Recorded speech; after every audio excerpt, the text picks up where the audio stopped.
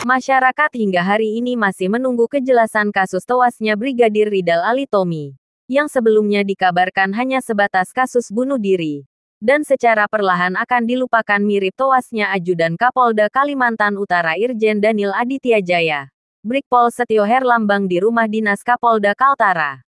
Banyak kalangan selain netizen atau masyarakat ikut mempertanyakan keanehan tewasnya Ridal Alitomi yang sontak menghebohkan jagat pemberitaan nasional.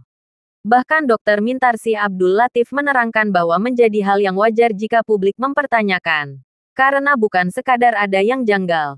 Tapi untuk selalu diingat aparat negara bukan pihak swasta dan aparat negara jelas digaji rakyat. Kalau kita lihat dari apa yang terjadi, itu memang ada suatu kejanggalan. Dan memang masyarakat pun menilai itu banyak kejanggalan. Jadi apakah benar itu bunuh diri? Kalau kita lihat misalnya pada contoh Ferdi Sambo, seorang ajudan kalau mengetahui rahasia, ya mungkin resiko untuk dibongkar, maka dia harus mati. Ujar Mintarsi kepada wartawan di Jakarta, Rabu tanggal 8 Mei tahun 2024. Lanjut Mintarsi begitu juga. Apakah yang seperti itu yang terjadi? Bahwa dia melihat sesuatu, mengikuti sesuatu, yang seharusnya dirahasiakan. Maka dia harus mati. Kemudian kita lihat lagi persaingan antar pengusaha batu bara. Itu kan juga cukup terkenal bahwa persaingannya itu keras. Keras itu bisa terjadi bunuh-bunuhan. Pungkas Mintarsi yang dikenal juga sebagai penulis buku Intervention Strategies for Street Gangs bersama Helmut L. Sel Pimpinan Regional Office for Southeast Asia. World Health Organization Division of Mental Health.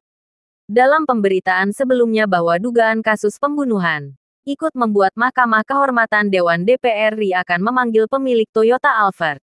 Pemanggilan itu terkait kasus tewasnya Brigadir RAT, di mana pemanggilan itu nantinya untuk pemeriksaan terkait penggunaan plat nomor DPR.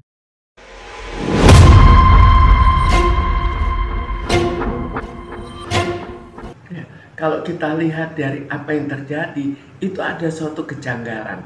Dan memang masyarakat pun menilai ini banyak kejanggalan. Jadi, apakah benar ini bunuh diri?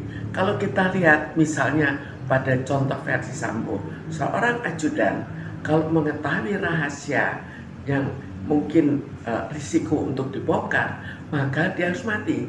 Ini juga apakah seperti itu yang terjadi? Bahwa dia mau melihat suatu, sudah mengikuti sesuatu yang seharusnya harus dirahasiakan, maka akhirnya dia harus mati. Kemudian kita lihat lagi, persaingan antar batu bara, itu kan juga cukup terkenal bahwa persaingannya itu keras. Keras itu bisa terjadi bunuh-bunuhan. Kalau kita lihat RAT itu sehari-hari kan tidak kelihatan adanya suatu yang janggal. Jadi dari pimpinannya segala bukan seseorang yang hidupnya pesimis, apalagi dia seorang ajudan. Kemudian kita lihat lagi kegiatan dia, kalau dia memang begitu giat, maka persaingan antar pengusaha batu bara itu juga cukup besar. Bisa saja dia juga dibunuh dari persaingan usaha.